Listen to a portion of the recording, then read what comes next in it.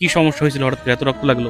হলো কিডনির ভিতরে পাথর হয়েছিল, তারপরে তলপেটে ঘাও, তারপরে শেষে হাই প্রেশার সবসময় বাড়তি থাকে। আচ্ছা, আচ্ছা। খাওয়া দাওয়া একদম খাইতে পারতাম না কিচ্ছু।